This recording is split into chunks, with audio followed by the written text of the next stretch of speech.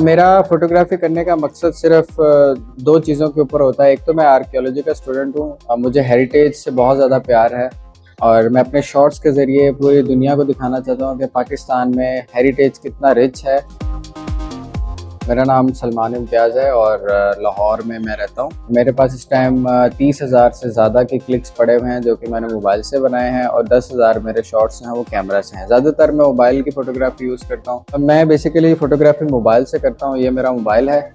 इसी के थ्रू मैं पूरे पंजाब को इस टाइम एक्सप्लोर कर रहा हूँ। बहुत सी सिटी में डॉक्यूमेंट कर चुका हूँ।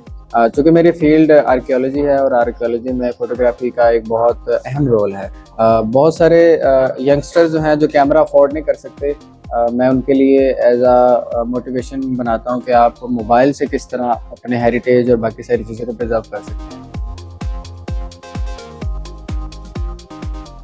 मेरी बहुत सारी special photography Lahore Fort, Shalamar Bagh और मकबरा जहांगीर के ऊपर है। इन सारे क्लिक्स का मैं बेसिकली करता क्या हूँ कि एक एक करके मैं इसको एडिट करता हूँ। जैसे ही एडिट हो जाती हैं फिर मुख्तलिफ प्लेटफॉर्म्स हैं जो ऑफ़र करते हैं कि आप अपना काम डिस्प्ले करें।